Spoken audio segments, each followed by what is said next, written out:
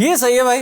एक तरफ आप दुनिया भर में वाहवाही बटोरें कि आप कितने अच्छे देश हैं, दो देशों के बीच की लड़ाई को खत्म करने के लिए मीडिएटर का रोल अदा कर रहे हैं, और दूसरी ओर उन्हीं देशों में से एक देश की आप मदद कर रहे थे कि वो दूसरे देश पर हमला कर दे। बात हो रही है पाकिस्तान की, और इस बार हमारे पड़ोसी मुल्क पाकिस्तान ने अमेरिका के राष्ट्रपति ट्रंप से ही दगाबाजी कर दी है।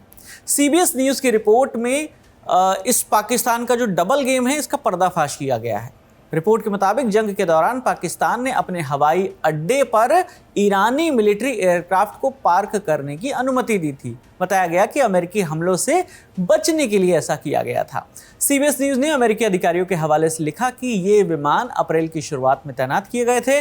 अप्रैल में जब राष्ट्रपति डोनाल्ड ट्रंप ने सीज फायर का ऐलान किया, उसके तुरंत बाद कई ईरानी विमानों को रावलपिंडी के पास पाकिस्तान का जो एयरफोर्स का स्टेशन है, नूर खान एयरबेस, वहां पर तैनात कर दिया गया।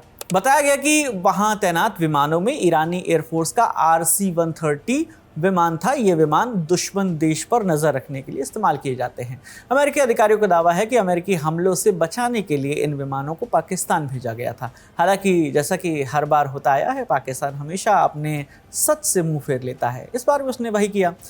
रिपोर्ट को पाकिस्तानी अधिकारियों ने खारिज कर दिया। एक सीनियर पाकिस्तानी अधिकारी ने CBS से बातचीत करते हुए कहा कि नूर खान एयरबेस शहर के बीचों बीच मौजूद है। ये मुमकिन ही नहीं है कि विमानों का एक बेड़ा वहां पर मौजूद हो और किसी को खबर ना लगे। पाकिस्तान के नूर खान एयरबेस जो है, ये वही एयरबेस है जिसे ऑपरेशन सिंदूर के दौरान भारत ने निशाना बनाया था। पाकिस्तान के इनकार और रिपोर्ट के दावों के बीच अमेरिका का भी रिएक्शन आया है।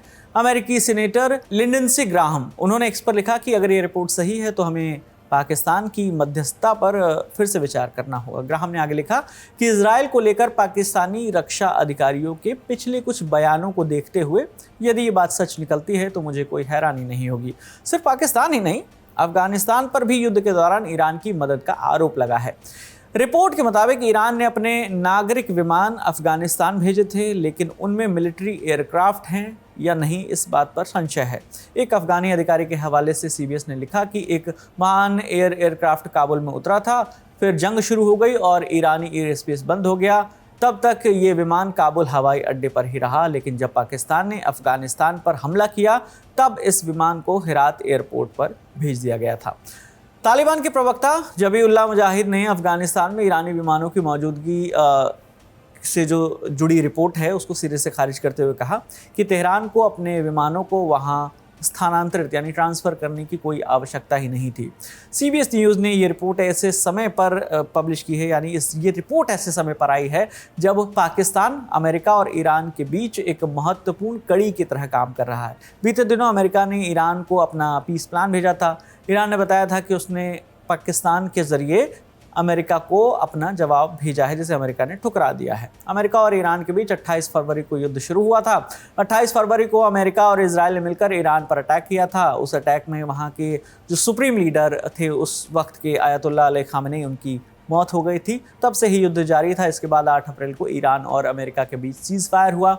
तब से ये सीज़ फायर कायम है। पिछले महीने पाकिस्तान में दोनों पक्षों के बीच आमने सामने की बातचीत हुई थी और उस संघर्ष को ख़त्म करने पर बातचीत चल रही थी, लेकिन कोई हल नहीं निकल पाया। इस बीच नई न्यूज़ रिपोर्ट ने समझौते की उम्मीद पर और संशय लगा दिया है।